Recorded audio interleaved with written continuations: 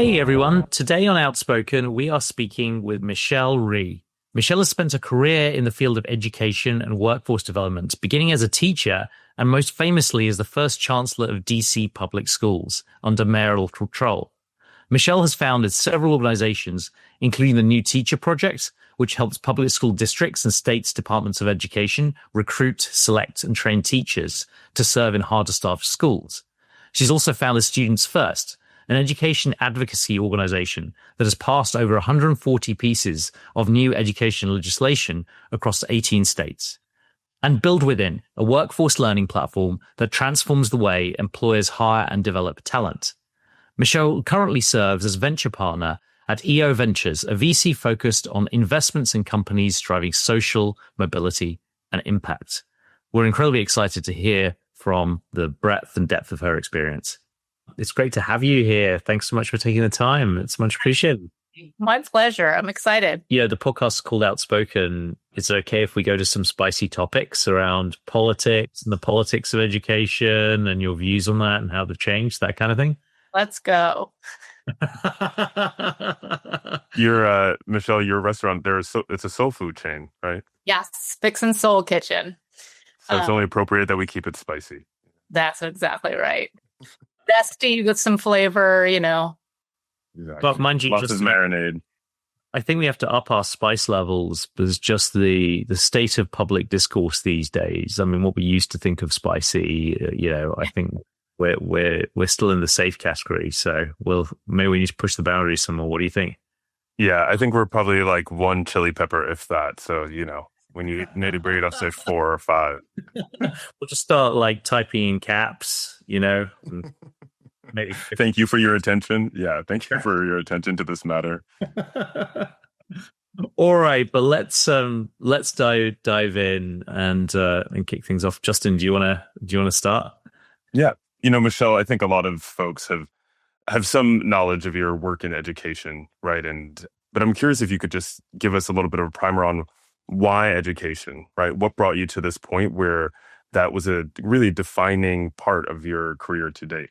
Sure. So I am the child of immigrants. My parents immigrated to the United States, and like a lot of Asian immigrant parents, like education was the number one thing in our household, the number one priority, the thing they wanted us always focused on. So I had that orientation since I was young. When I was in college, I was trying to figure out what I wanted to do with my life. I saw a poster for Teach for America, and I thought it looked interesting.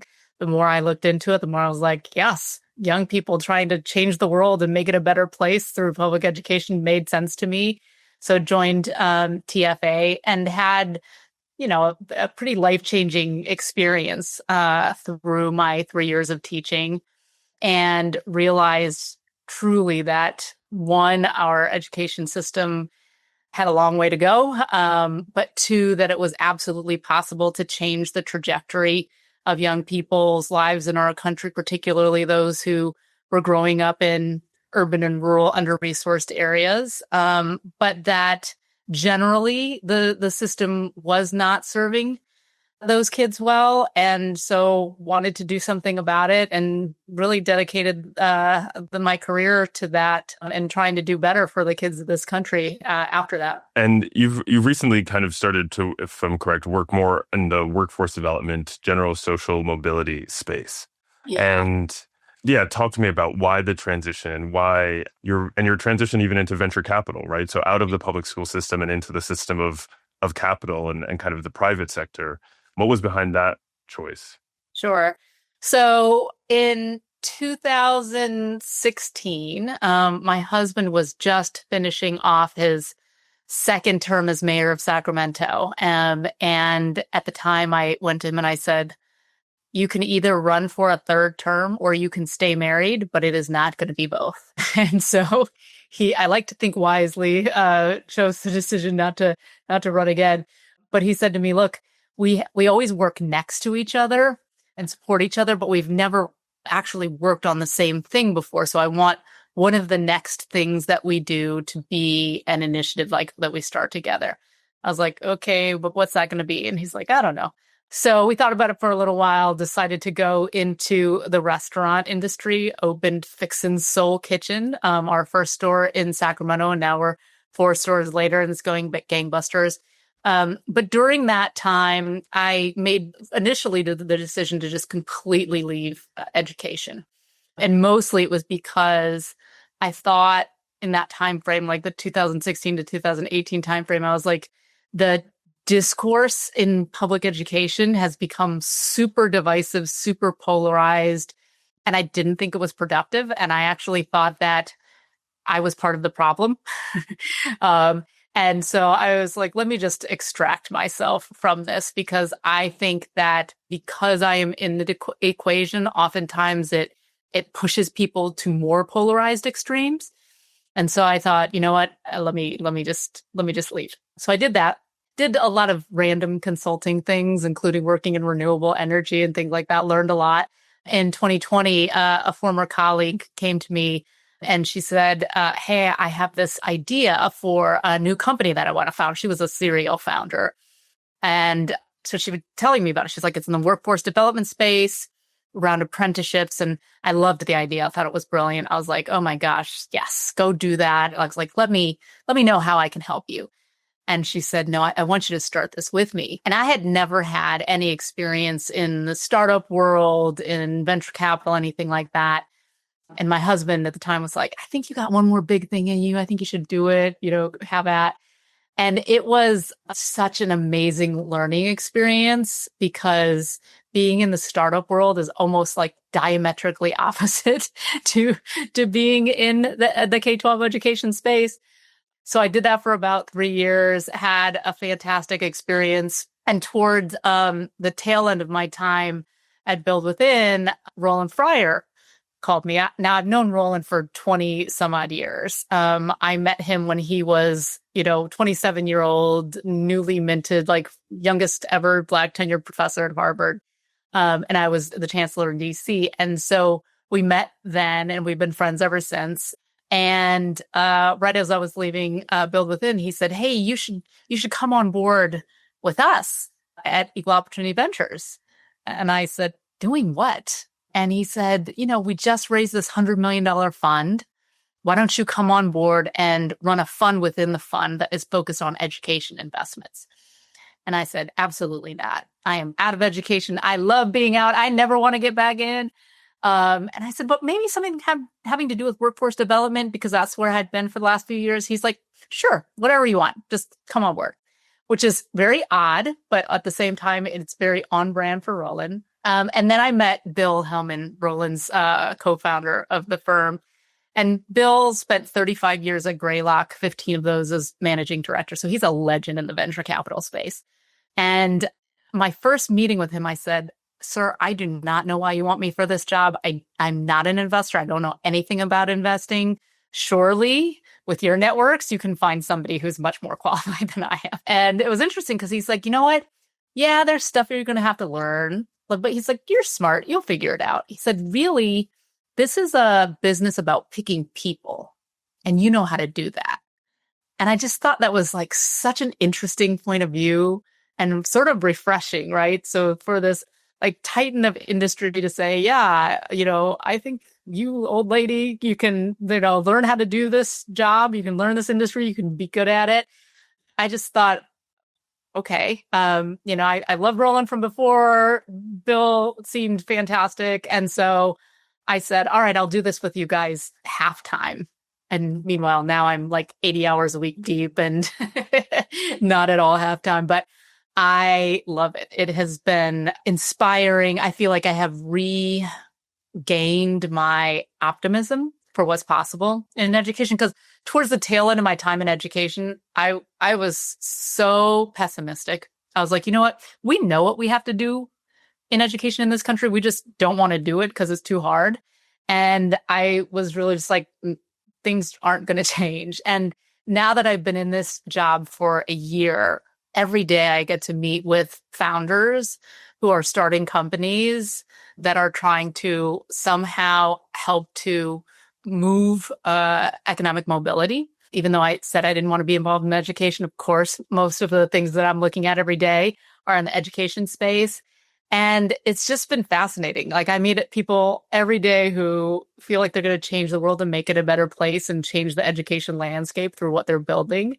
And, sometimes I'm like, oh, love the founder, not sure about the idea, or love the idea, not sure about the founder.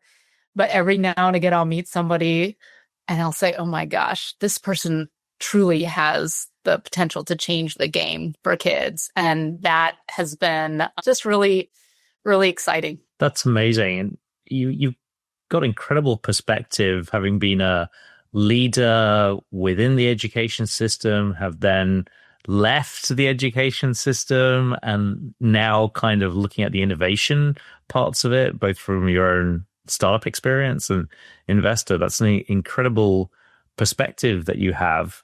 And I'm guessing your views of education and the politics surrounding it must have evolved over time. I'm really curious about your latest insights. I'm also curious about that time. Maybe we could start here. You mentioned in 2016 to 2018, the start of the first Trump administration, that things got pretty heated and controversial and divisive. But you said that you somehow felt that you were contributing to that. That makes me wonder, what were your ideologies and politics around education at the time? Why did you feel that was resulting in controversy that wasn't helpful? Yeah. Talk about that maybe, and then how your views have evolved over time. Yeah. At the time that I left education, I felt like we were not having productive conversations in the middle, and instead people were sort of on these, as I said before, like these polarized extremes, right?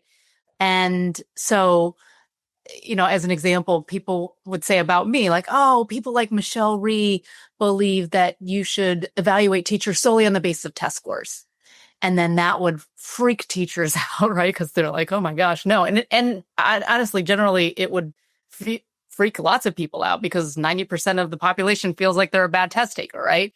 But the reality was that that's absolutely not what I believed. In fact, I don't think anyone that I knew ever thought that valuing teachers solely on the basis of test scores was a good idea, or ever, proposed it, anything like that.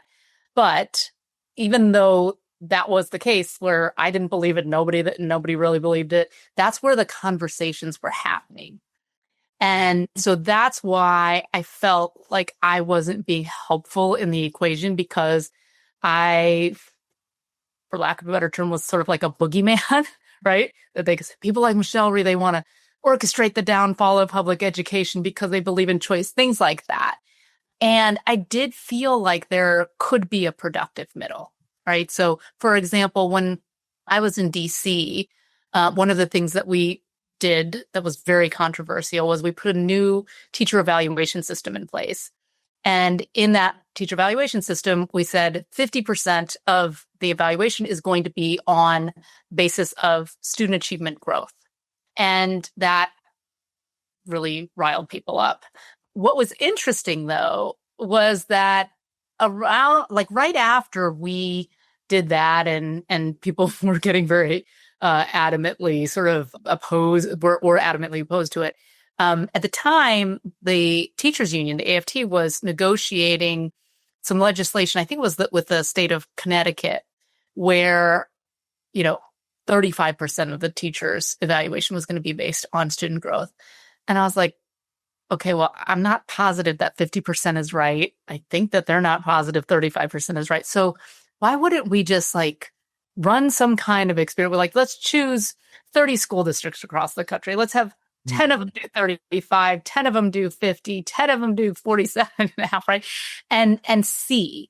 But for whatever reason, we couldn't seem to have those kinds of conversations, which what I'm sort of categorizing as the reasonable middle. And that is where I felt at the time that we were really sort of falling down as a movement, as a education infrastructure, and where I wanted to see us go.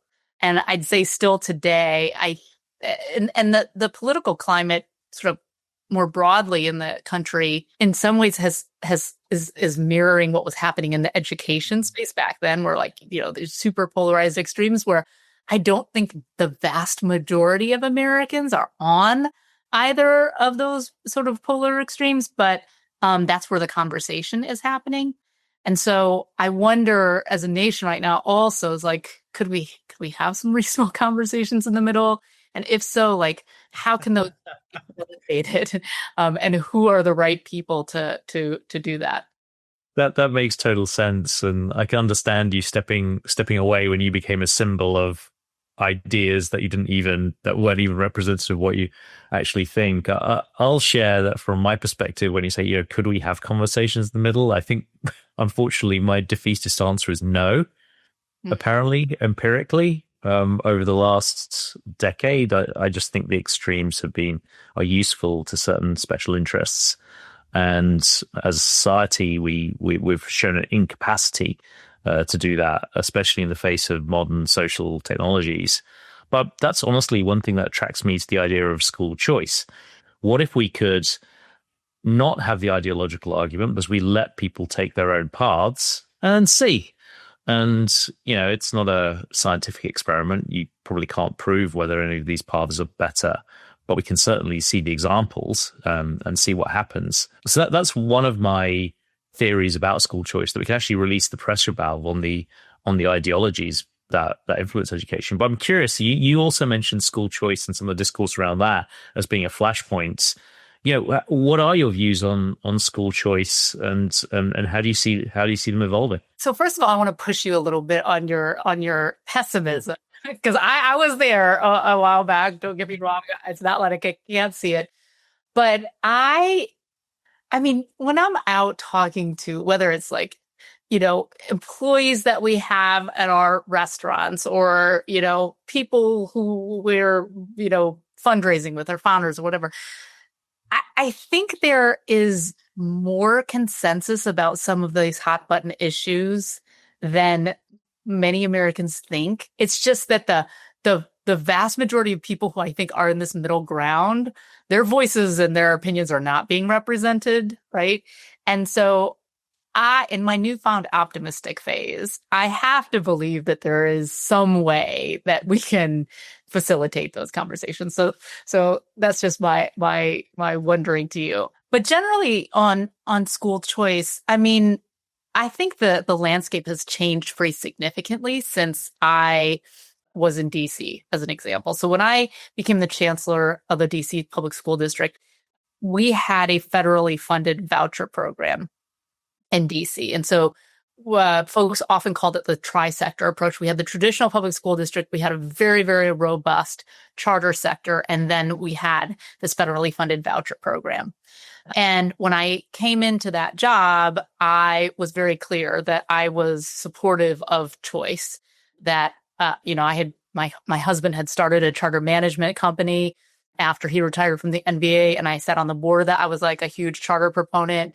But I also understood, the desire of some families to take advantage of the voucher program. And so I came in like very supportive of the tri-sector approach.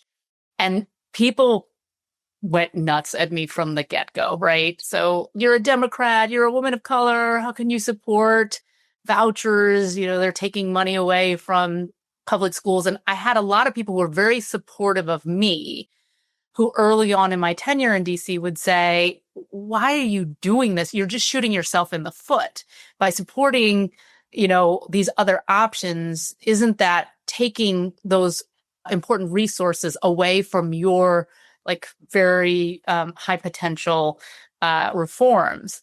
And I just never saw it that way. I always tried to run the district and talk about policy choices from the perspective of a parent, right? I had 2 kids, both of whom attended the DC public schools.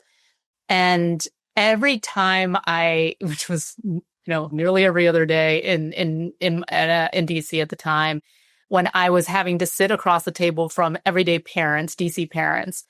And I thought, if I can't give this parent who's living in Ward 8, right, in Anacostia, if I can't give them an option for like a high quality school to send their kid to within the district, why would I want to stop them from sending their kid to, KIPP or a Catholic school through the voucher program if we all thought that, honestly, like they'd probably get a better education there, right? It just didn't make logical sense to me.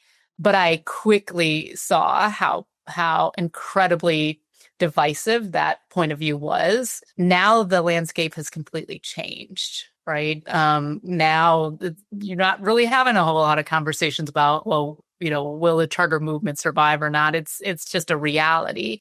And now we're having more nuanced conversations. And I think these are important ones too, because, the whole notion around charter schools initially was, more authority and autonomy for more accountability.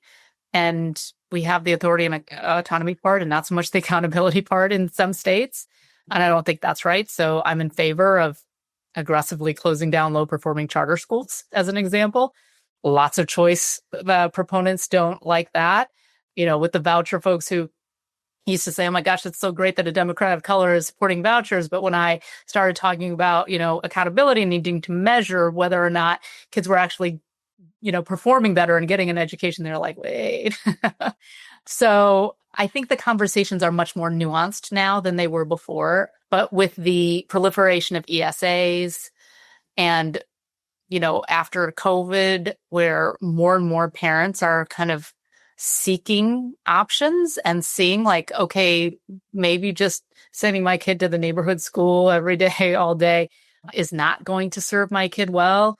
And there being things like microschools and, utilizing ESAs and, more charters, more choice. I think it's created an environment where more and more folks are saying, okay, this is not something that's going away. So how are we going to embrace it? And I think I was talking to Jorge from Democrats for Education Reform, who leads Democrats for Education Reform the other day, because he wrote a piece about, hey, as Democrats now, we kind of have to figure out where we're going with this choice thing and actually really embrace it and make sure that it is serving our kids well. And know he got a lot of blowback to that. But I also don't want people to lose sight of the fact that just the mere fact that the head of DFER is, having like leading that conversation is miles away from where we were back in, 2005. Yeah, Michelle, you mentioned ESAs, and I'm just really curious as you've seen them expand across the country, what are your initial impressions? I mean, of course, it's mostly, if not exclusively, Republican states that have taken them on. But, as we've worked in the ESA space, certainly there are a lot of people who criticize that, right, for being part of the system to systematically defund the public school system. And of course, there's a lot of nuance there, but I'm curious as to how you see that nuance. And I think, secondly, a lot of parents opt into ESA policies to homeschool, right, to have more autonomy over their children's education. And I'm curious as to how you think about account are the educators or the ones leading that, because I think that's something that we've seen a lot of states shy away from, and a lot of parents leave the public school system in order to pursue a form of education that doesn't have accountability or testing standards. And so how do you think about that? And how should we really measure the success of school choice initiatives when it's the parents that are accountable and in charge? That's a great question. I really have not been a part of this debate for a while, and I don't know, to be frank, the ins and outs of like all of the policies around this.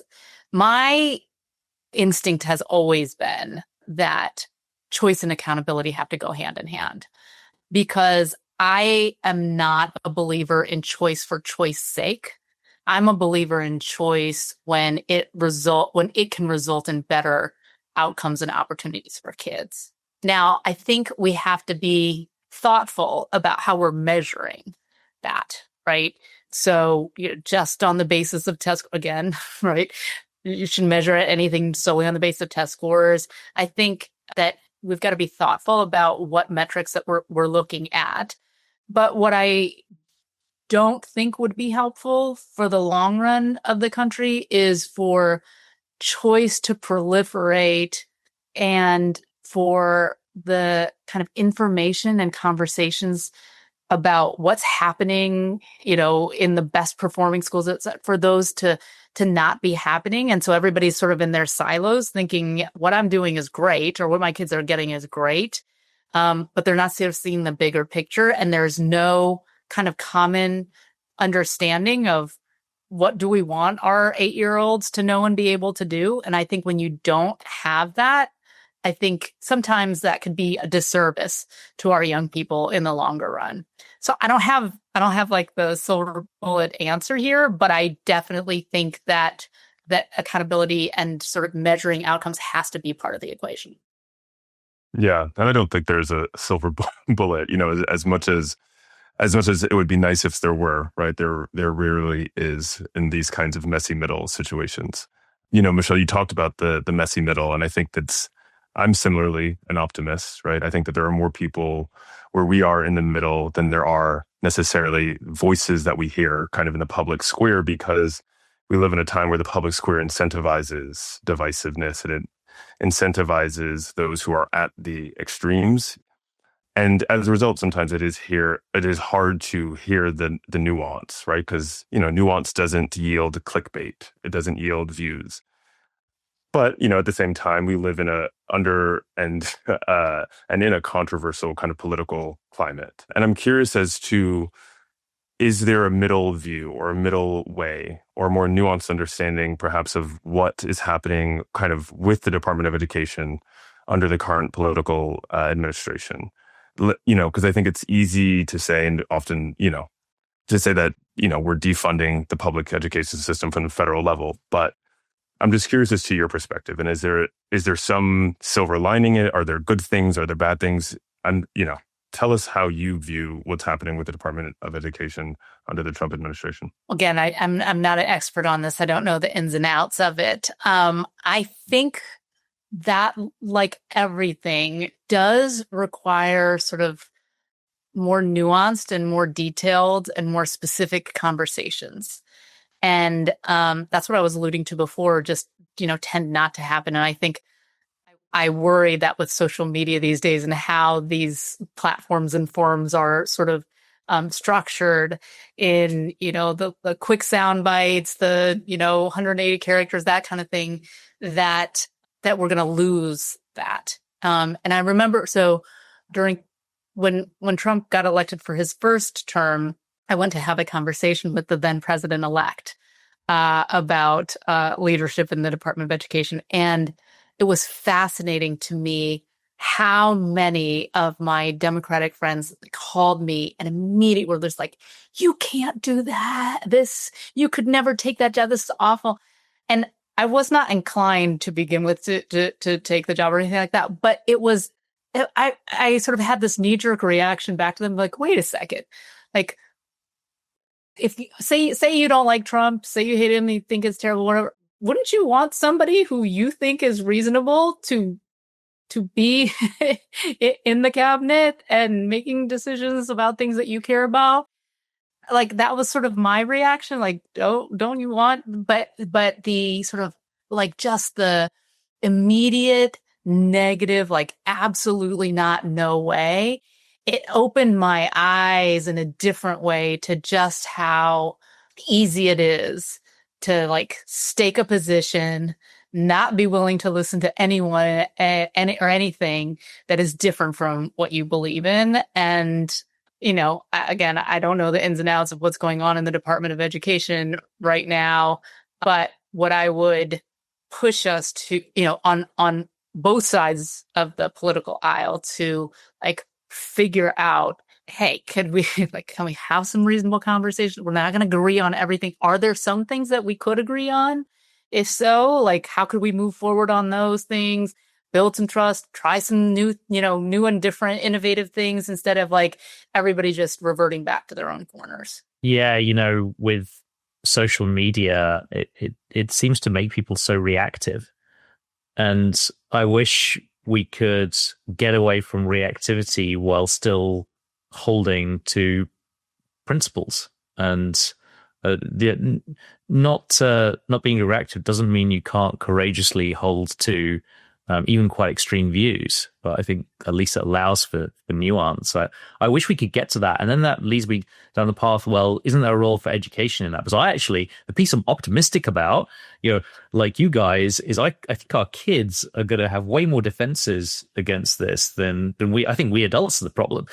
but I actually have faith in our kids. And I wonder if you share that faith, Michelle, and then what do you think the role of the education system is on building kids that can live in this future and with the problems that we have that we're now starting to see?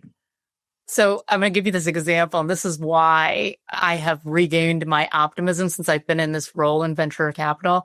So I met yesterday with a young founder, super young, like I think 2 years out of college, kind of young.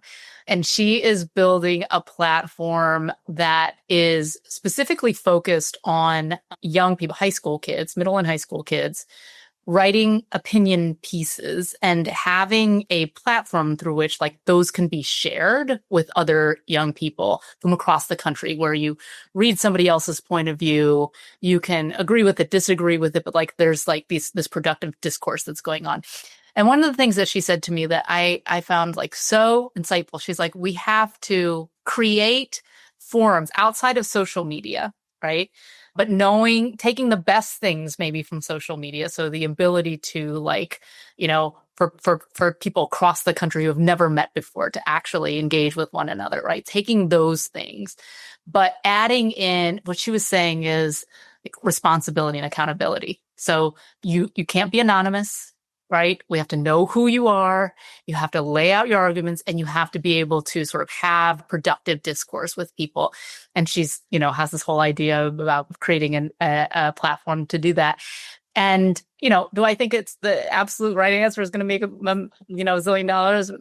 Maybe, maybe not. But I just thought this is the kind of thinking that we need, because one of her points was, kids are so engaged in social media outside of school, and they're becoming more sort of disengaged and disaffected from like the traditional school day. So could we develop something within the school day, within the educational system, that taught kids how to engage in these debates, but in a productive and respectful manner, and where that responsibility and accountability exists?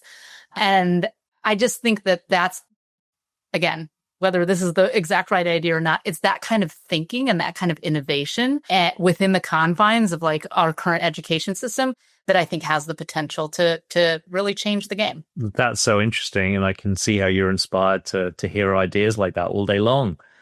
But I have to ask, since, the name of this podcast is Outspoken, what is it that what is it you're most outspoken about in education? What is it that you wish people knew? What are your most strongly held beliefs that you want to evangelize about education? I think the number one thing that I have throughout my career always tried to evangelize on is the need to focus solely on what is in the best interests of the kids, and to put all the adult stuff aside. And we just as a society can't seem to be able to do that. Still, hopefully, to both of your points, like maybe, the next generation will be able somehow to do that. But that is what I will go to the grave kind of, pounding my drum about is, okay, this policy might be good for, teachers to feel better about themselves, or it might be better for, district administrators or who, even parents to feel good. But if fundamentally we look at the data and it is not resulting in better outcomes for kids, then we shouldn't be doing it. Yeah, I'd love to be able to say that is not a controversial point of view, but it is.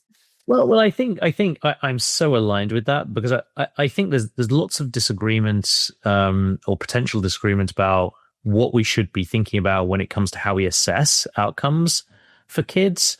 But I think one systemic thing that gets in the way, even before we have that debate about what's good for kids, is I think the system inevitably just gets pulled towards the adults. even though the adults mean to put the kids first, it's the adults with the power, whether it's political, financial, positional, and it ends up being pulled in that direction because the kids' voices are the quietest, their social power is the weakest, and so unless we all make concerted efforts to focus on kids, the system will inevitably get dragged somewhere else, and I think you have to stay away from these like really broad platitudes, right? So one of the things when back when I was the chancellor, sometimes when I would have heated discussions with the unions, they would say, well, what's good for teachers is good for kids.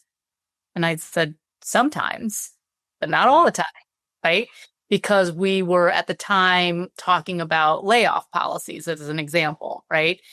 And like I understood their point of view about why seniority-based layoffs, when they came into existence, right, why they were important, so that you're not sort of laying people off arbitrarily or back then by race and gender, right, that sort of thing, and having senior, like I got that. But at the same time, we could look at the data and see that if we did layoffs strictly on the basis of seniority, we would be laying off some of our most highly effective teachers in the district. And at the end of the day, like, you cannot tell me that that's good for kids. You just can't. Mm. So it was like, you want a system that makes sense for those adults and makes them feel comfortable, makes them feel like it's fair, even if it means that kids will be losing some of the best teachers in the district. To me, that was an absolutely not. And so that's the thing. It's like, it's not that what's good for teachers is never good for kids. Sometimes, right? Sometimes you have convergence there. Sometimes you don't. And that's why I think like we can't just sort of be talking in these extremes. We have to say, well, sometimes, and when is it not? And when is it? And sort of deal with, again, what we keep coming back to, which is the more nuanced conversations. Yeah. I mean, and I think, Michelle, that speaks to your ability to kind of put people first, right? I think that's why, I know people who, our friend Kaya, who we've had a privilege to have on the show, I think, and everyone has said just the extent to which you know people, right? And I think to be able to put a person's track record over their seniority speaks to that, and also speaks to maintaining the health and integrity of the public school system, where it's more about results rather than status. But you've also had what a lot of people in education haven't had, which is the ability to have perspective of now being outside of the system, right? I think so many of us and so many of our friends just commit to the bit, right? And commit to education for their, the entirety of their careers, which is beautiful, but also I think, sometimes prevents us from having additional perspectives like you have now. Yeah. I'm curious, as you've had time away, as you've had time out of the system, as you've gotten to go into social mobility work and economic development and workforce development, is there anything that you may have done differently when you were in education? Or is there anything that, has your perspective changed as a result of like what matters? And I think namely, I'm curious as we think about accountability within the education system, should educators and education more specifically have accountability towards social mobility? And should that be a way by which we measure the success of our public school system? Well, I think that economic and social mobility should be the measure of society generally, but certainly, the public system being part of that, but society more broadly, right? But again, coming from an immigrant family, my parents moved to America because they were like, this is the greatest country in the world, and you can do anything you want to as long as you work hard and do the right thing. And that was sort of part of my because I grew up with that mentality as a young person, but that's sort of where my disillusionment happened when I became a Teach for America teacher, and I saw like, well, actually, that's not the case, because I had kids who were like phenomenally talented, had massive aptitude. They were stuck in these failing schools. And I was like, they do not have the same chance to attend, an Ivy League school, wherever they wanted to go. But because of the policies that we had in place, we were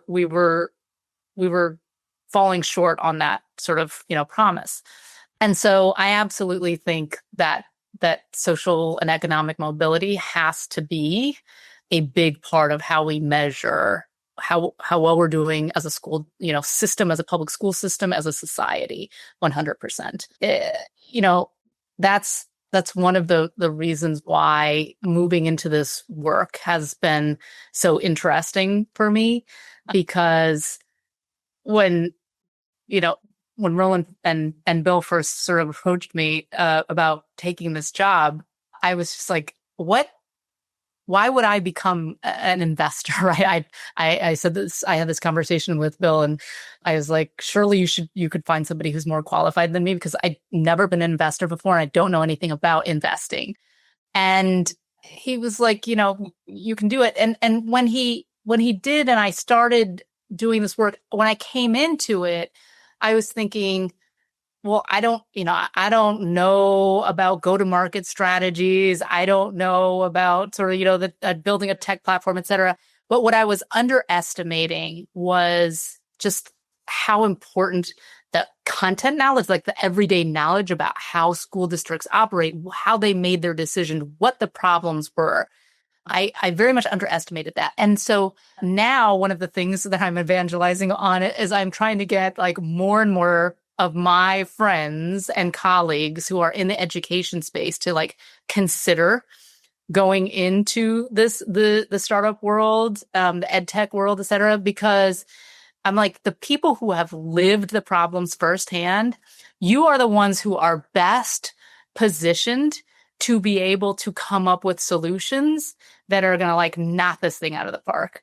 Somebody who's never been in a school, never worked in a district, et cetera, trying to, found a company to help special education, whatever, right? It's a noble thing, but I don't think that solutions are going to be as powerful and as effective.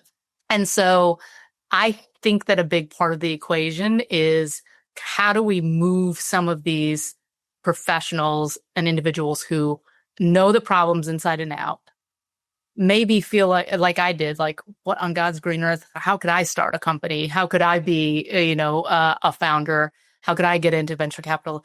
But empowering them with the tools to be able to do that, I think we're going to have better solutions, and I think we're going to have better outcomes for kids. Michelle, you've been such an inspirational speaker here with us, but you must have been inspired by educational change makers along the way yourself.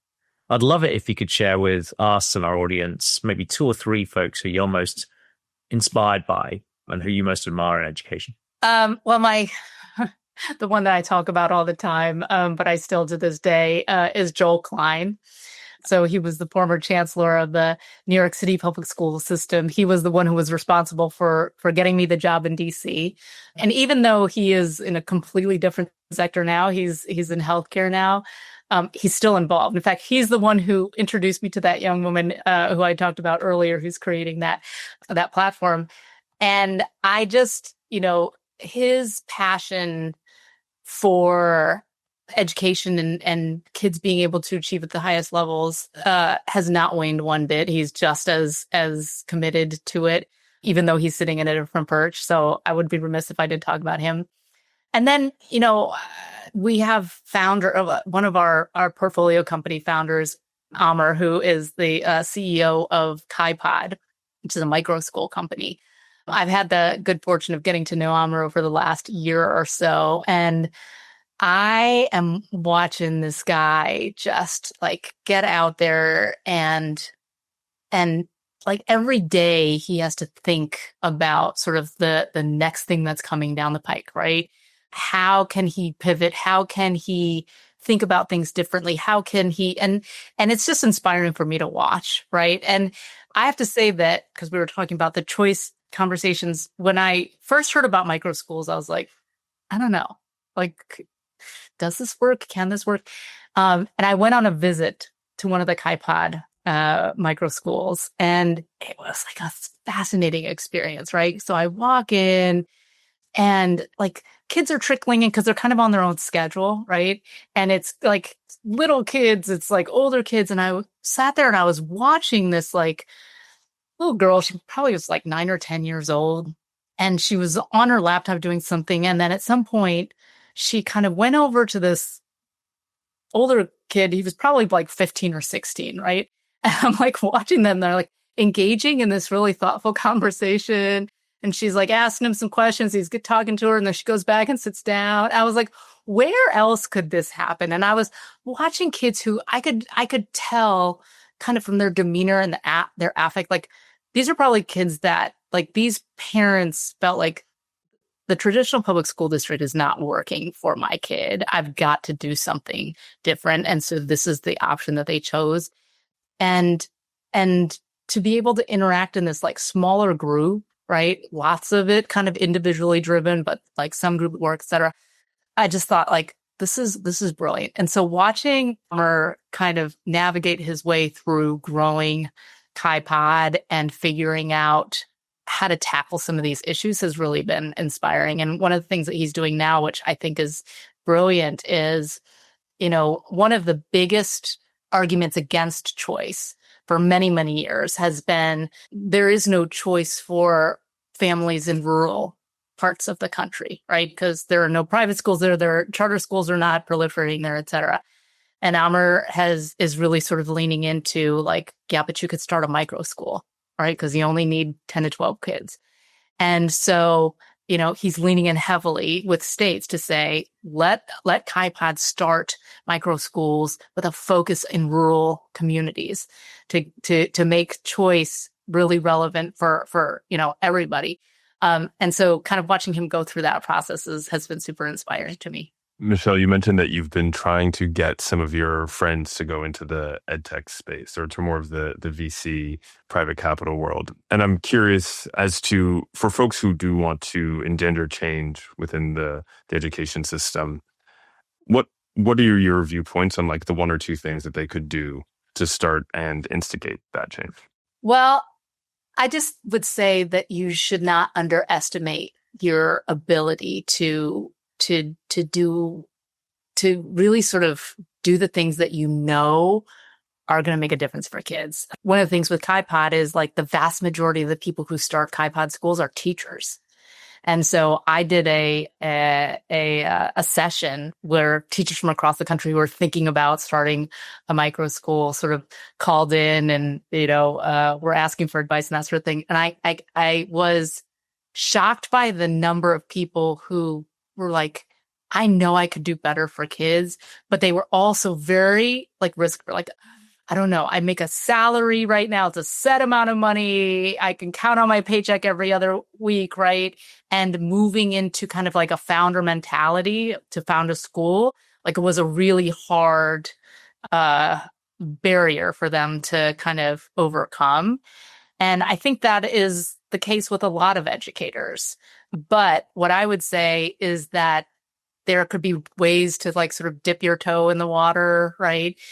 Serve on an advisory board, serve on the board of a startup, be part, a member of the sort of founding team. You don't necessarily have to be the founder yourself. I think that there are so many ways for people to maybe just test the waters a little bit. One.